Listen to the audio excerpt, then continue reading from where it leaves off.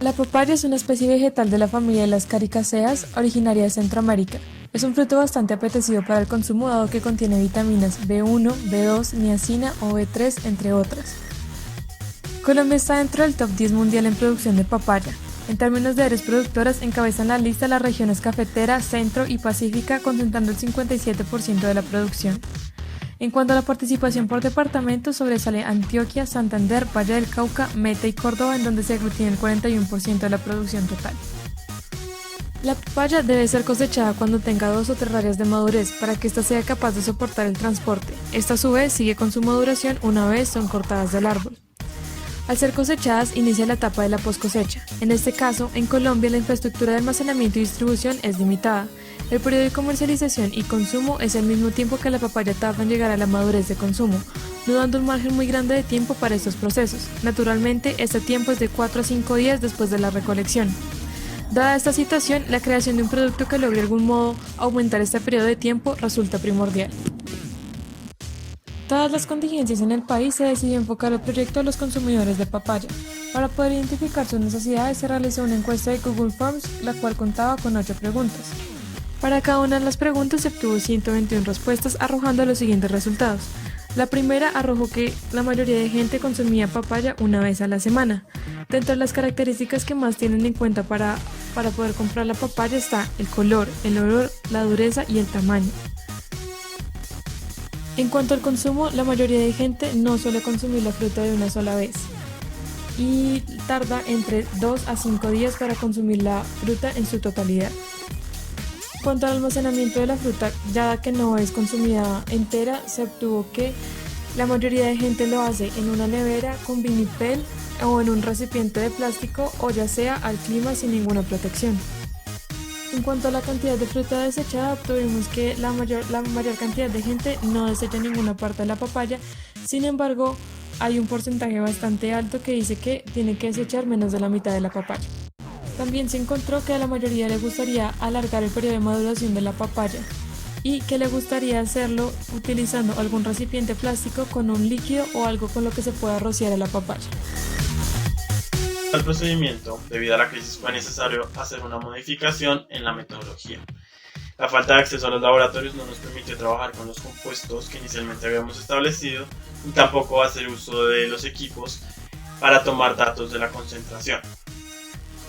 Por eso se estableció un diseño experimental cualitativo. Este consistió en la realización de una mezcla de almidón con agua en diferentes proporciones y la aplicación de esta sobre la superficie de la papaya.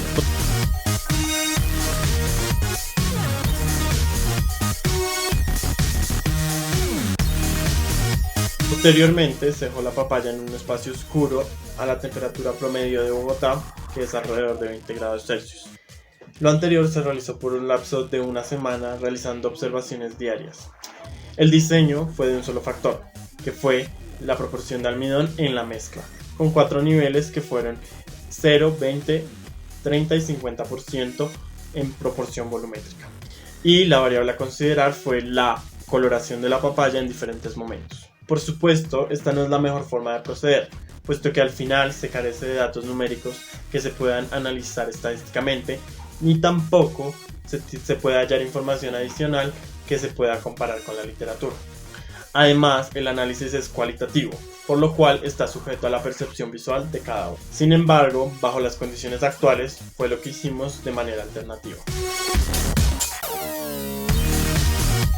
Con el fin de evaluar el desempeño de las biopelículas, se realizó un balance de envoltura, en el cual se utilizó una geometría de 2 cilindros concéntricos, ya que esta es la geometría que más se asemeja a una papaya debido al hueco que ésta tiene en el centro y en donde se encuentran las pepas.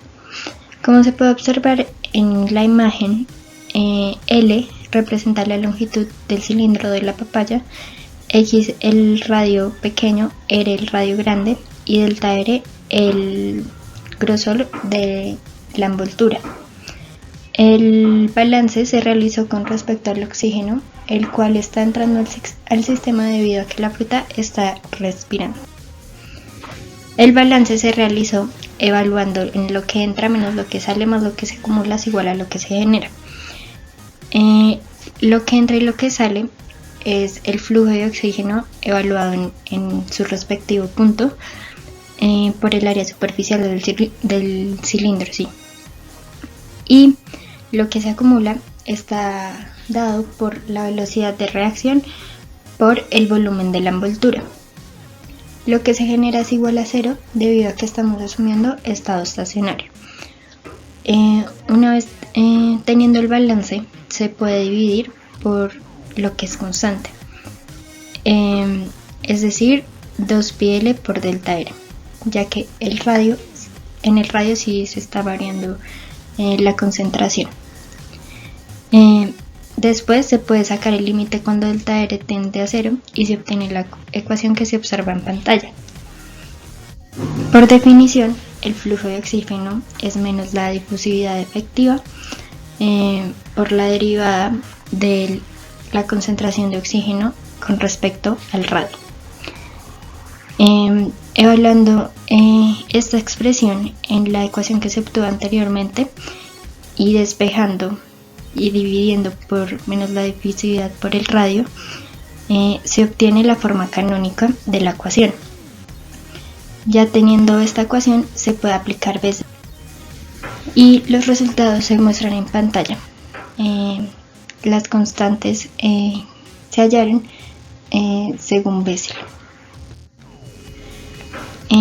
A partir de ellas se puede hallar la ecuación general, la forma general de la ecuación, y con las condiciones de frontera, evaluando en estas, se pueden hallar las incógnitas que se necesitan, es decir, A y B. Las condiciones de frontera que se utilizaron fue una condición de aislamiento en donde el flujo de oxígeno evaluado en el radio más pequeño es igual a cero, y una segunda condición de frontera que dice que la concentración de oxígeno evaluada en el radio grande es igual a la concentración en este punto, la cual se puede medir con un medidor de CO2 inicialmente en el laboratorio, y según la estequiometría de la reacción se puede pasar a concentración de oxígeno. Una vez evaluado se tiene A y B, donde B es cero, ya que la expresión evaluada en este punto tiende al infinito. Reemplazando y despejando se obtiene la ecuación que se encuentra en pantalla resaltada.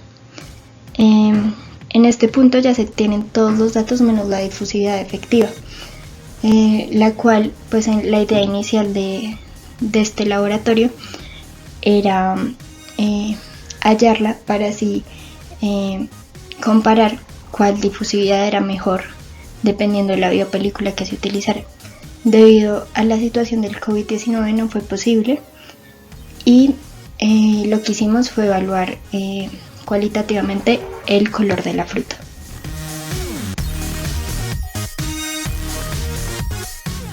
Como se dijo anteriormente, el experimento consistió en variar la proporción de almidón usado para el biofilm, y por un periodo de 2 semanas se dejaron las papayas en temperatura ambiente y en un lugar oscuro, con el objetivo de mantener condiciones externas parecidas para todas las muestras. Al momento de realizar las comparaciones finales, hay que tener en cuenta que debido a la condición actual, al inicio del experimento, las condiciones iniciales de las papayas variaron, tanto en términos de tamaño como el nivel de maduración a las que iniciaron el experimento. En todo caso, al finalizar las 2 semanas, pudimos observar que el color final que adquirieron las papayas es muy parecido. Además de eso, pudimos observar que a las papayas a las que se les aplicó un biofilm con una proporción del 20 y del 50%, en su superficie se desarrollaron algunos hongos. Y se puede observar que las texturas de las papayas a las que se les aplicó el biofilm son más lisas al final del tiempo de experimentación que la papaya muestra a la que no se le aplicó ningún tipo de biofilm en su superficie.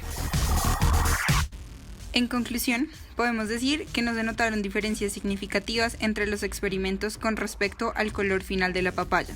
Sin embargo, se obtuvo un mejor resultado en términos de textura y ausencia de hongos al usar el biofilm con una proporción del 30% de almidón.